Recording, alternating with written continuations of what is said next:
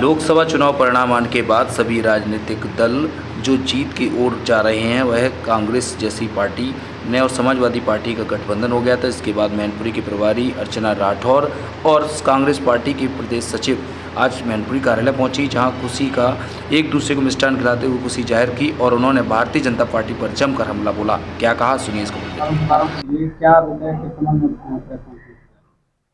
बस पूरे देश की जनता ने बहुत ही अच्छा मैंडेट हम लोगों को दिया है, तो पूरे जनमानस को कांग्रेस पार्टी की तरफ से ढेर सारी बधाई, ढेर सारा धन्यवाद।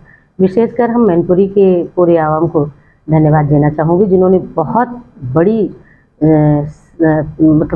बहुत बड़ी तादाद में वोट दे करके और मैनपुरी की लाज बचाई और कांग्रेस गठबंधन विजयी हुआ। 4 लाख से राहुल जी विजयी हुए हैं, पूरी यूपी नहीं पूरे हिंदुस्तान में सबसे बड़ी, क्या कहना चाहेंगे किस तरह? हिंदुस्तान में तो सबसे बड़ी जीत नहीं है, क्योंकि शायद शिवराज सिंह चौहान ने लगभग 8 लाख वोट पाया, लेकिन हाँ प्रदेश में सबसे बड़ी जीत आदरणीय राहुल जी की है। हाँ, ये सच है कि सर्वमान्य नेता आज की डेट में आदरणीय राहुल गांधी जी हैं। और इतना ही नहीं, उन्होंने जो पैदल यात्रा की और लोगों की समस्याओं को समझा और हमारा घोषणा पत्र जो उस तरीके का बना, उसका बहुत बड़ा प्रभाव जनता के ऊपर पड़ा और जनता ने ये सीधा सीधा आप सबको दिखा दिया, विशेषकर मीडिया हमारे सहपाठियों को भी ये बताया कि कहना और करना दूसरी बात होती है, और वो भी जानते हैं कि देश को कैसे बचाना है, प्रजातंत्र की रक्षा कैसे करनी है, संविधान की रक्षा कैसे करनी है। उन्हें रोजगार चाहिए, उन्हें 5 किलो अनाज नहीं चाहिए, रोजगार चाहिए, उन्हें महंगाई से मुक्ति चाहिए। इन समस्त मुद्दों पे किसान को आत्महत्या ना करनी पड़े, इस प्रकार की समस्त जो हमारी मान्यताएं हैं, जो नियम हैं, वो बनने चाहिए।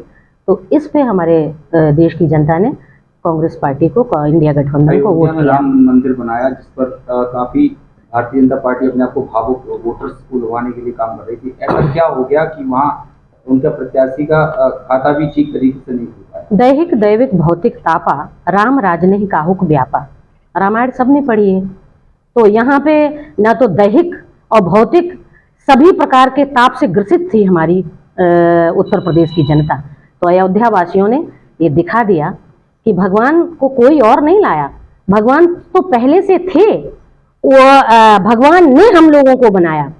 हमने केवल उनके मंदिर को बनाया, लेकिन उनके मंदिर को भी भारतीय जनता पार्टी ने या मोदी ने नहीं बनाया। वो सुप्रीम कोर्ट के आदेश के बाद जनमानस के जो उन्होंने सहयोग राशि दी थी, उससे वो मंदिर बना।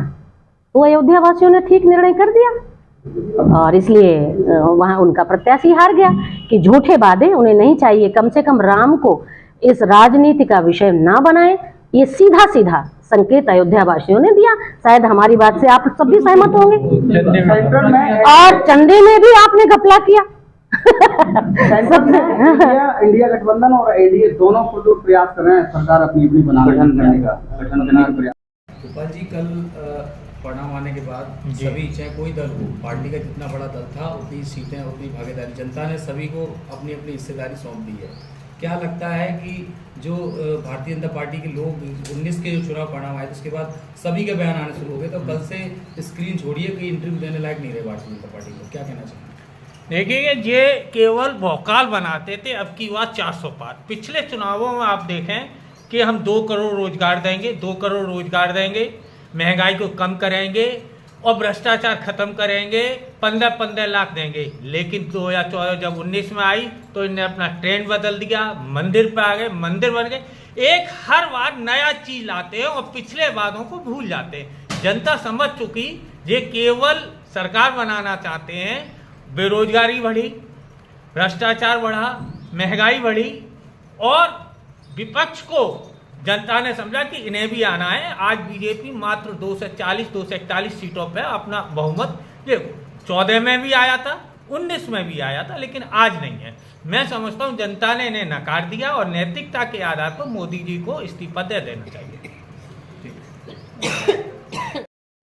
दुबे जी, लगातार अभी परिणाम कल से जो आए हैं, सभी राजनीतिक दल जैसे कि सत्ता जो दल में था भारतीय जनता पार्टी, वो पूर्ण रूप से कहीं ना कहीं कमज़ोर हुआ। और मोदी जी का भी जिस सीट से वो चुनाव लड़े वहाँ भी उनके प्रत्याशी जो अपना गठबंधन का प्रत्याशी था उसने भी कई राउंडों में उनको पीछे छोड़ दिया।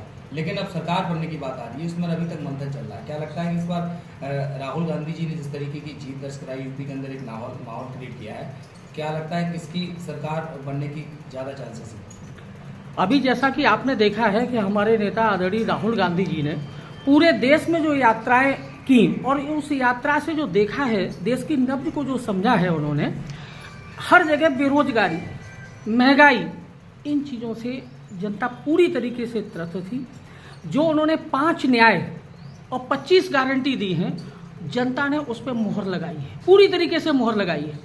आप यकीन मानिए, प्रधानमंत्री जी अपना पूरी तरीके से उनका जो था ख़त्म कर चुके हैं। जनता ने जो मैंडेट दिया है, आप यहाँ देखिए, राहुल गांधी जी 2 जगह से चुनाव लड़े, दोनों जगह उनका जीत आप देख रहे हैं, बम्पर जीत हुई, बम्पर जीत हुई। 4 लाख प्लस। आज प्रधानमंत्री जी जहाँ इतना विकास के दावे किए थे उन्होंने, और वहाँ मात्र 1.5 लाख जीते हैं।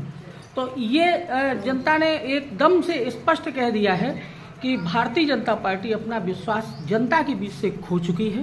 कांग्रेस को पूरी तरीके से विश्वास हासिल है और आने वाली जो सरकार है, मुझे तो उम्मीद यही है कि हमारी इंडिया गठबंधन की सरकार बनने जा रही है। 100% बने। और इनकम आपको वही भी बता रहे हैं, इन्हीं में से बहुत